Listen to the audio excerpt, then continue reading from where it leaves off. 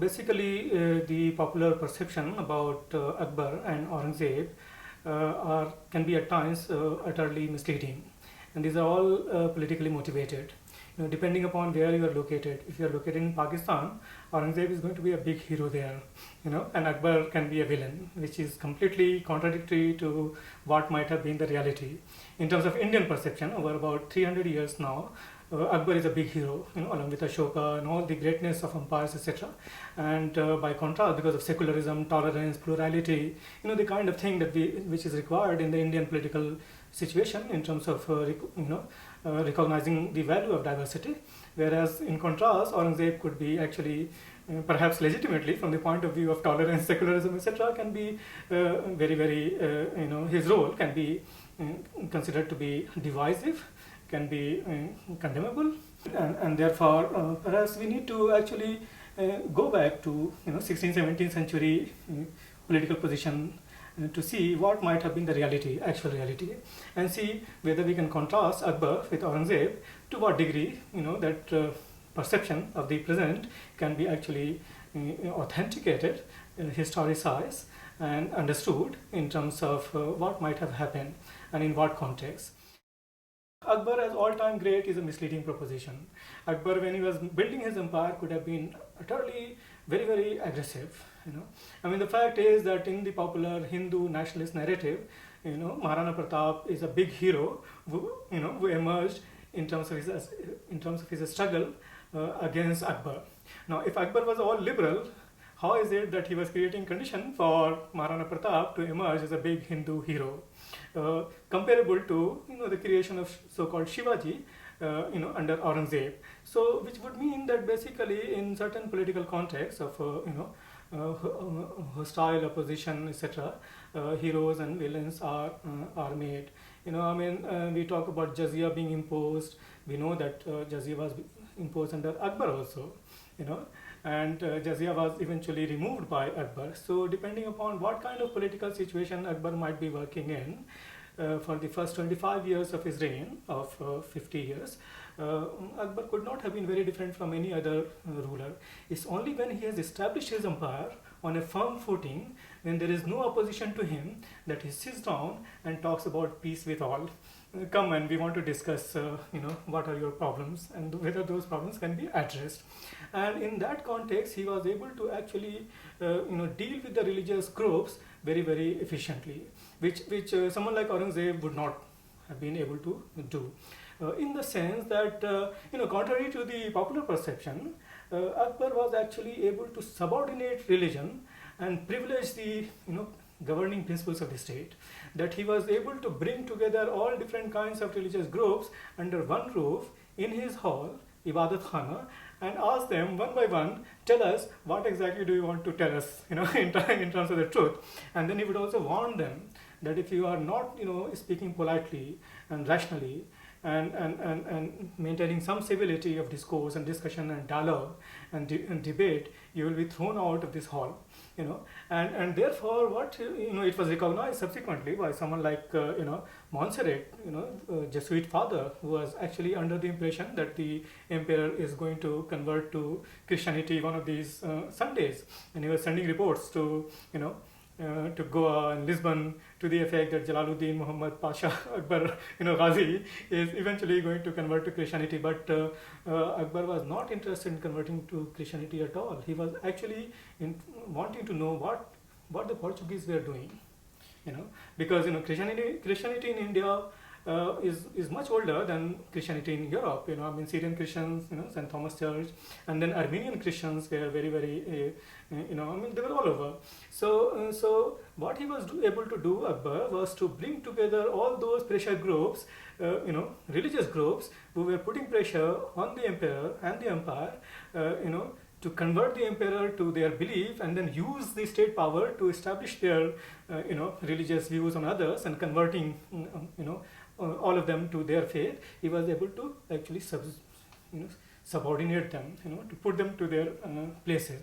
By contrast, what Aurangzeb would have done is to privilege one of them, Aurangzeb, for instance, when he needed, the religious legitimacy for his action, whether with regard to his brothers, Dara Shikoh and others, or when he is, pitted against in terms of his expansion plan in Deccan, those Dakhni sultanates, which were ruled by sultans who happened to be Shias, that he would then speak in terms of Sunni Islam, fighting a jihad against Shias. Then he would also, when he is pitted against the Marathas, he would be speaking of jihad against the Maratha Kafirs. Then he would be also not so much in direct, in terms of direct evidence, but certainly Portuguese, So Aurangzeb actually had nothing to do with Sunni Islam or Shia Islam or Islam as such, but it's only when he is pitted against, or he is in some political crisis or the other, he would use religion. He would use religion in the same sense in which modern day politicians use. Just use and finish. We know that for the first 25 years of his reign, by contrast, Aurangzeb, he actually, after finishing off with his brothers, he did not do anything that was perceived as, anti-Hindu or anti-Rajputs. Some gharanas, some families, some lineages of the Rajputs might have been affected by some of his policies, especially when those households were attached to Dara Shikoh. And those households were also patrons of some temple complex in Mathura, Vrindavan also. So they might have been affected. But other various different kinds of communities and cults of the Vaishnavites and their places of worship and establishments were not affected at all for the next 50 years. So it's only when he needed to use religion in the modern sense in which politicians use, he would use religion. Otherwise he would not. So similarly, then I would think that if Akbar were ruling in the latter half of the 17th century, 1680s and 1690s, etc., Akbar would also have been faced with the same kind of problems, and Akbar would have handled those problems differently. And he would have been able to handle differently because he would know how to control these religious groups and use political power to suppress certain religious groups or interest groups and yet sound legitimate, which Aurangzeb was not. Aurangzeb was seen to be partisan, speaking for Sunni Islam, as also showing Puritanism, that I am an ascetic and I spend time writing Quran and I eke out my living through. These are all bogus, the kind of thing our modern day politicians would do of austerity and all that. It's just facade of it, and it's a fake thing that we know of. So if Akbar were faced with the same kind of problem, he would have been very, very aggressively able to handle any opposition to the empire, whether it's coming from Shiite Dakhni sultanates, if they needed to be suppressed in terms of the expansion of the empire, or the Portuguese or the Marathas. So and yet sound legitimate, because around Akbar there would be Abdur Rahim Khana and Mansi and Todarmal and Birbal and Abul Fazl and Fazi, Fatahullah Shirazi, all the later day Navratnas.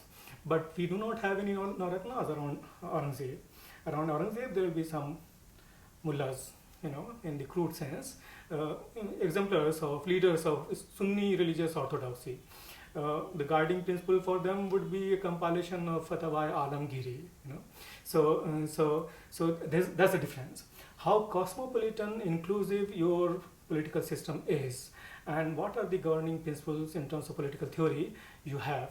So for Akbar, it is going to be a broad-based political system which will not tolerate any opposition to that system and suppress brutally. Any opposition to Abul Fazl would mean you will be tanked in the Jamuna with the bhalas, just piercing into you, so till you are suffocated and finished. So and we know that kind of violence could be done even under Aurangzeb.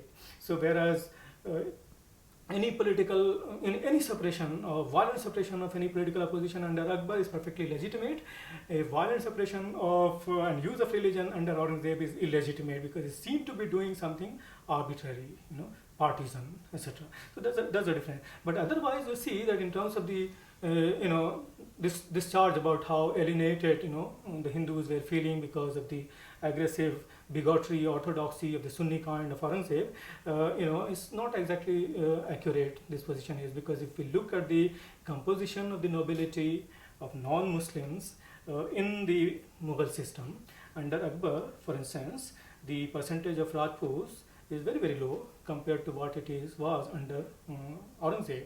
A large number of Mansabdars, a various high degree of, from low to very high degree of Zat Sawar rank, were seen to be with Aurangzeb all along.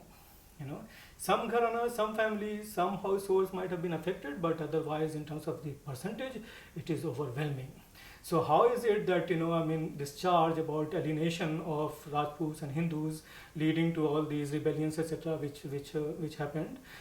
Jats and Sikhs and Satnamis rebellion in the latter half of the 17th century happened, is completely misleading, because those were actually aggressive movements, resisting the authority of the emperor, the Mughal power, at a time when the Mughal power was declining in terms of enforcing its law, enforcing its ability to collect revenue primarily, and at the same time there was not much space in North India, so they were going to south. The fact is that Aurangzeb spent 25 years roughly in Aurangabad and Daulatabad and those places, roughly the whole of Deccan he was.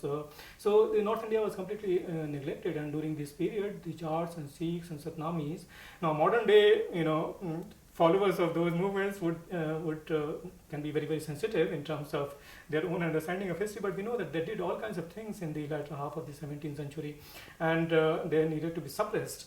And they needed to be suppressed very, very aggressively, strongly, and forcefully, and Akbar would have done the same thing to them. So this perception about alienating because of religious orthodoxy or religious reasons of the Sunni kind will not hold beyond a point, because a large number of officials under Aurangzeb continue to be Rajputs. And as I said earlier, that if actually Aurangzeb's orthodox, conservative kind of anti-Hindu policy led to the rise of Shivaji and his Maratha Swaraj movement, then how do we justify and explain the rise of Maharana Pratap's Rajput resistance? And both of them are Hindu heroes of modern times for medieval India. So for assuming that Aurangzeb's policy created conditions for the rise of Shivaji, what was Akbar doing to Maharana Pratap except that Chittor was resisting the Mughal authority? So when actually it boils down to this only, that if a particular region or a princely state in the modern sense is resisting Mughal occupation or Mughal incorporation, they have to be suppressed violently. And in this case actually Chittor's incorporation into the Mughal system, though it was represented as jihad and Fataname, Chittor, etc., were formulated, written out in a very, very aggressive jihadi kind of language, but the army that was sent against Maharana Pratap was a detachment of Mansingh. This was the Rajput army. So that famous statement of Abdul Qadir Badayuni in his Muntakhabut Tawarikh, that there's a jihad going on in Rajputana. He also wants to go and fight a jihad, and he wants to be killed so that he becomes a shaheed, or maybe he becomes a victorious soldier, Ghazi, etc. But when he goes there, he sees that he has to just observe the fight going on, and the fight is going on between two Rajput detachments. One is fighting for the Mughals, another for Maharana Pratap. So what kind of jihad it was, but the language of jihad was used. So and this language of religion is often used. 16th century, we know that it is used even in the 21st century. The parties in power, they do it very, very aggressively. They have nothing to do with the religious interests.